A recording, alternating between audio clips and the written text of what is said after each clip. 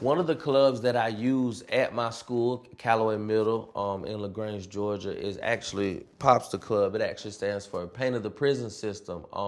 This club is based out of Los Angeles, and with this club, they focus on centering their clubs around a meal and a community feel to where children could come to a safe place and have those interactions and those talks and that group time and also individual time if needed to talk about their struggles with incarceration, whether that's being in a home where their parent is incarcerated, or it could be a friend or a family member. A lot of times, goodness, I can't imagine how many times I've seen it, but two friends walk in the room and they're like, "What are you doing here?" And they're like, "What are you doing here?" And then we start our activity, and then, "Oh, I didn't know your dad goes to jail every week. Yeah, my mom goes to jail every week too." So there's a great cone of silence in there. I've had the pleasure of actually having students published in two of the books. This was our first year that we had students published in the anthology. We had 8 students that year, and the next year we got to 15. So I'm proud to say that I had some influence on that. And also, I actually named the book, so that's pretty cool. We did a writing prompt called Dear Friends, to where we wrote to our friends that were dealing with incarceration or to our friends that were incarcerated. And that actually led to the book being titled that. So kudos to my Callaway Middle School family. Um, but I just love Pops the Club because that really kind of catapulted really the camaraderie of my school in different ways. One, everyone saw food.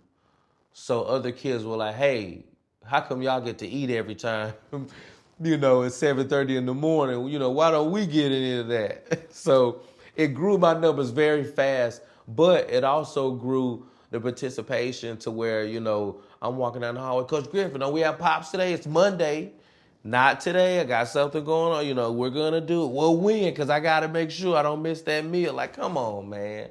Don't just come for the snack. I actually had a student of mine write a poem in the first book, and it was actually read on BYU radio, and it gained national attention. We did a lot of press. We actually spent a whole week during COVID just doing interviews. It was bananas.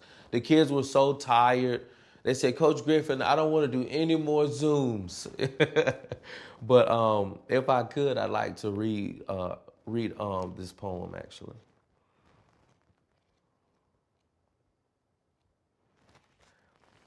As long as I got my mom. My dad is in jail, but I feel like he needs to be in there. He did something bad. I want him to know that I love him and forgive him.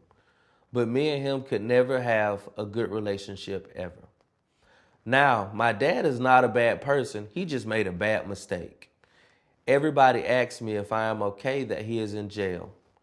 I always say yes because I hide my feelings. I know it's going to be hard growing up without a dad. Kids who grow up without a dad are more likely to make bad choices. But as long as I got my mom, I am going to try to stay in school and be good.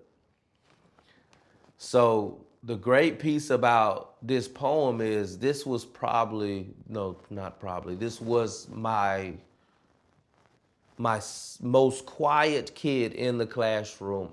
If she talked, no one would know what her voice sounded like. Um, Flash forward to 3 years later, she's getting referrals for talking too much in class. The day that COVID kind of happened, she gave me a letter. She said, "Coach Griffin, take this letter, but please don't read it until you're by yourself. You're going to cry." And I was like, "You don't know that I'm going to cry." She said, "Coach Griffin, you always cry." I said, "You're right. I'm probably going to cry." So I'm packing up my stuff, literally packing up my printer, my laptop, and all my stuff from my desk. And I said, "Let me read this letter." Well, let me tell you, I cried, boo-hooed. I'm talking about sobbing and everything. At the end of the letter, it said, "I never realized how much that I held inside, and I'm so grateful that I have you to talk to, Coach Griffin. and I've never had that before. So that's my girl. She's like my niece now. So it's a big deal every day that I wake up. I take it so serious. I work beyond the clock. I don't have a time slot really that I say I work because I'm call me. I'm gonna pick up the phone.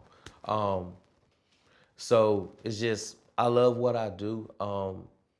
I never thought that I could go into a school and just say, "Hey, we're gonna do a mentor group today." And we're gonna talk about feelings, and then I get a paycheck for it. So it's pretty awesome. The strides that I've seen students make from when I started this job 3 years ago. Actually, not even three. It'll be three next week. Um, but to see my first graduating class go through, they're all in high school now.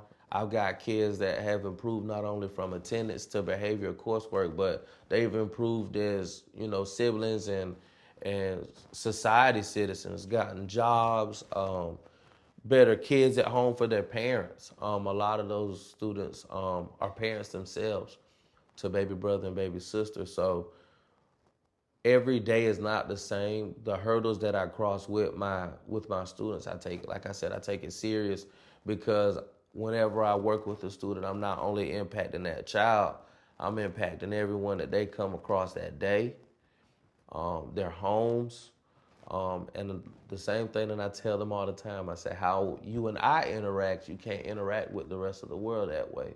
So you've got to learn to be a chameleon, and you have to change in each room because you've got to do what it takes to succeed. So I'm just grateful to mentor and tutor my students. Communities and schools is the greatest job I've ever had.